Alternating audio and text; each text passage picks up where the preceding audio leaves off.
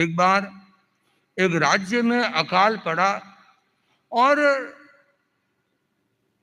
राजा को यदि किसी बात की चिंता होती है तो वह होती है प्रजा की। राजा स्वयं का सुख तो भोगता ही है, किंतु उससे ज्यादा उसे प्रजा का सुख की कामना होती है। यदि मेरी प्रजा सुखी होगी तो मैं ही सुख से जी पाऊंगा।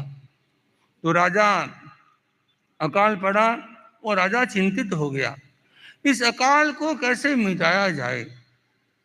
उसने बहुत सारे यज्ञ करवाए, बहुत सारे मंत्रोच्चार करवाए, लेकिन कोई सफलता नहीं मिली।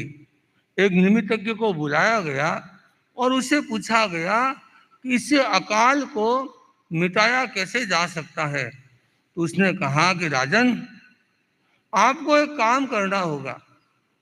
कि क्या काम करना होगा? एक भिखारी से आपको भीख मांगनी होगी। ये तो राजा के लिए बहुत ही बड़ा दुष्कर कार्य हो गया। एक राजा और भीख मांगे, ये कैसे संभव हो सकता था। लेकिन दूसरी तरफ जब उसे प्रजा का सुख दिख रहा था तो उसने सोचा कि अब मेरा सब कुछ गौण है, मुझे प्रजा को प्रधानता देना आवश्यक है। अगर मैं एक छोटे से मेरे इज्जत के लिए इतनी प्रजा को दुखी देखूंगा तो मुझे कतई भी अच्छा नहीं होगा। तो उसने सोचा कोई बात नहीं, यदि इतने से कार्य से भी प्रजा को सुख मिलेगा, अकाल मिट जाएगा, तो मैं क्या करूंगा, एक भिखारी से भीख मांगूंगा। वह रथ लेके मंत्री को आदेश दिया, रथ को तैयार करो और चलते हैं, राज्य में भ्रमण करते हैं, किसी भिखारी से भीख मांगेंगे। मंत्री ने कहा यह कैसे हो सकता है, राजा और भीख मांगे? आप हमको बोलो, हम मांग के लाके आपको दे देते हैं। कि नहीं, निमित्तज्ञ ने यही कहा है कि राजा को स्वयं भीख मांगनी होगी, तभी ऐसा अवसर, ये अकाल मिट सकेगा। मंत्री ने राजा का आदेश की पालना की और रथ तैयार किया। राजा रथ पर बैठा और रवाना हुआ। जैसे जैसे चलता गया, सामने से एक भिखारी हाथ में झोला लेकर आ रहा था। राजा ने देखा बहुत अच्छा अवसर है, कोई जनता भी नहीं है, केवल अकेला भिखारी है और मेरा भी रथ सामने से जा रहा है। जैसे भिखारी ने राजा को अपनी तरफ आते देखा तो उसने बंदा आया, अरे राजा, आज सामने से मेरी तरफ आ गए। कई बार आपको भी ऐसा खुशी का क्षण होता होगा जब आप खड़े और सामने से गुरुदेव का आना हो जाए। आप देखो, अरे अचानक गुरुदेव का दर्शन हो जाए और इतना नजदीक से हो जाए, इतना बड़े भाग्य का हमें अवसर प्राप्त नहीं होता। और ऐसा ही एक भिखारी के साथ बीता कि एक भिखारी और सामने से राजा का आना हुआ। वो उसने सोचा आज तो मेरे कोई पुण्योदय का होगा, उदय है कि राजा मेरे सामने से आ रहे हैं। मैंने तो कभी नहीं देखा कि राजा इस गली से निकलते हैं। तो उसने उसने भी विनय का ध्यान रखा।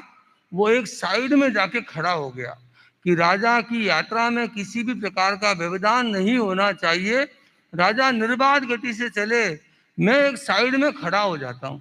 वो साइड में खड़ा हो गया हाथ जोड़ करके, और राजा उसके जैसे ही पास में से निकल रहा था, राजा रुक गया। रुका, उसने तो कहा अरे क्या हुआ, कोई तकलीफ होगी? राजा यहाँ क्यों रुका? रुकते ही राजा रथ से नीचे उतरा। उतरते ही उसने भिखारी से कहा कि मुझे दान दो।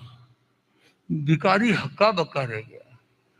जो रोज देने वाला आदमी आज मुझसे मांग रहा है, क्या कर सकता हूं।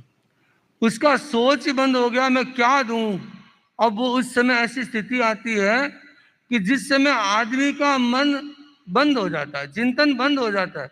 जिस समय भगवान ऋषभ ने दीक्षा ग्रहण की और वे राजा थे, और दीक्षा ग्रहण करके जब वे भिक्षा के लिए घूमते तो लोग क्या सोचते कि राजा जी आ रहे हैं, पहली बार राजा हमारे घर पे आ रहे हैं। किसी ने भोजन नहीं थामा, सबने क्या किया, सोना चांदी वो सब सामने रखते हैं। लेकिन भगवान ने तो घर त्याग दिया था, सोना चांदी त्याग दिए थे।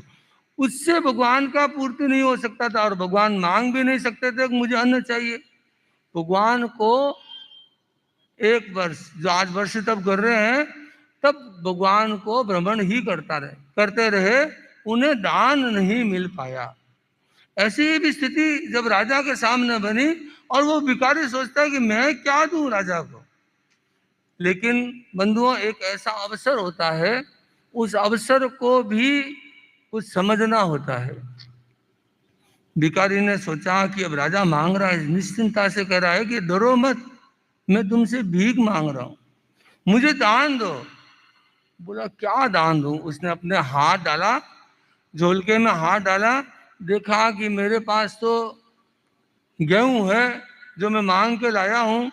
उसने मुट्ठी भरी, फिर सोचता है कि इतना क्या काम आएगा राजा के, राजा के दरबार में तो खूब है। उसने थोड़ा और ढीली की, थोड़ा और ढीली की, सोचा और इतना राजा के क्या काम आएगा। जिसने कभी भी दिया नहीं हो, उससे देना बहुत कठिन होता है।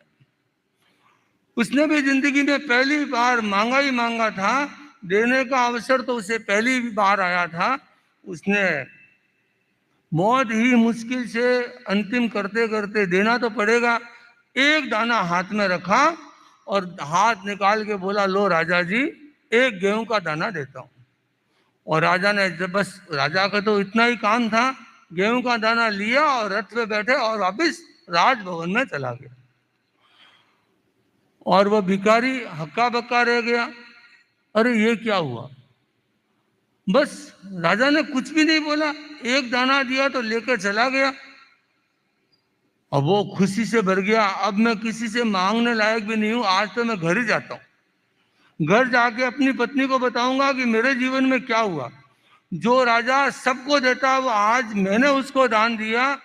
इससे बड़ा मेरे जीवन की खुशी का आज कोई स्थान नहीं है, इसलिए मैं आज मांगूंगा ही नहीं, घर पे जाऊंगा। गया, जाकर के सीधा पत्नी को अपनी झोली पकड़ा, ये लो झोली, आज से मैं, एक विशेष मेरे जीवन के साथ घटना हुई है। बोले क्या हुई? आओ विश्राम तो करो। कि विश्राम विश्राम नहीं, पहले सुनो कि आज एक राजा ने मेरे से भीख मांगी और मैंने भीख दी, मैंने दान दिया। कि अच्छा, आपने दान दिया? कि हाँ मैंने दान दिया। इतना खुशी बता करके वह बैठ गया कि अब मुझे खाना खिलाओ। खाना तो जो आज भीख मांग के लाया उसी से बनाना था। जैसे उसने झोल का खाली किया, उसमें से एक सोने की मोहर निकली। उसने कहा, अरे आज आपको सोने की मोहर किसने दान दी?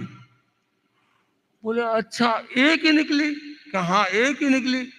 कि अरे मैंने राजा को एक ही गेहूं का दाना दिया, तो मुझे एक ही सोने की मोहर निकली। अगर मैं आज मुट्ठी भर के दान दे दिया होता तो ना पता आज मेरी सारी गरीबी मिट जाती।